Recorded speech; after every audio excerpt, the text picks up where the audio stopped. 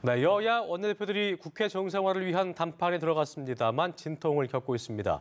고용 세습 국정조사 추진의 세부 내용을 놓고 이견을 보이고 있는데요. 네, 국회 취재기자 연결해서 자세한 상황 들어보겠습니다. 최지숙 기자. 네, 오늘 오전 문희상 국회의장 주재로 여야 원내대표들이 회동을 가졌는데요. 국회 정상화를 위한 협의에 최종 타결이 이루어질 것으로 기대했지만 아직 합의점에 이르지는 못했습니다. 여야 원내대표들은 1시간 넘는 협상 끝에 아직 의견 조율이 완전히 되지 않았다며 잠시 후 3시쯤 다시 모이기로 했습니다. 한국당 김성태 원내대표는 회동 직후 큰 틀에서 합의를 해도 내용으로 들어가면 엄청난 논쟁이 있어 진행이 안 되는 상황이라고 전했습니다. 바른미래당 김관영 원내대표는 의견이 거의 좁혀졌다며 국정조사 시기 등에 대해선 탄력적으로 하기로 양보했다고 전했습니다. 민주당이 고용세습 국정조사를 수용하는 쪽으로 가닥을 잡으며 세부 내용을 조율 중인 것으로 보이는데요. 여야 모두 오늘 중 협상을 타결하겠다는 의지를 보이고 있습니다. 이런 가운데 바른미래당 하태경 의원은 국회에서 기자회견을 열고 민주노총 소속 노조의 고용세습 화이트리스트를 발표했습니다. 노조의 요구로 모 기업이 노조원의 자녀나 친인척 등을 입사시켰다는 문건을 공개하면서 민노총 가맹노조를 전수조사해야 한다고 주장했습니다.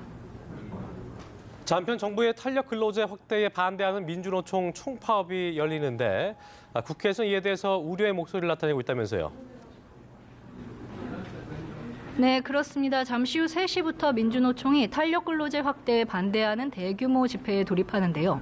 여야에서는 우려와 유감을 표명하고 있습니다.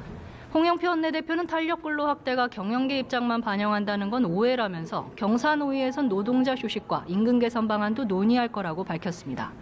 한국당은 어제 논평에서 민노총이 황제노조라도 되느냐며 국민의 어려움은 안중에도 없다고 지적했는데요.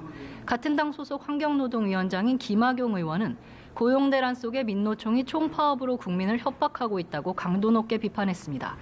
바른미래당 손학규 대표는 탄력근로제 단위기간 확대는 여야정 협의체의 결과물이라면서 경제를 살리기 위한 특단의 대책인 만큼 민노총도 경사노위에 참여할 것을 촉구했습니다.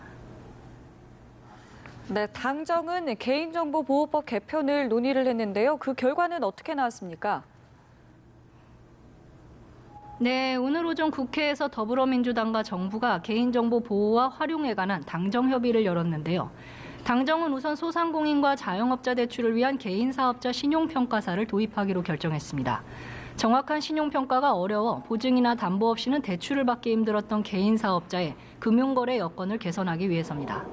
이와 함께 금융거래 이력 위주의 신용평가로 불이익을 받아온 사회초년생 등을 위해 비금융정보 전문 신평사도 설립을 허용하기로 했습니다.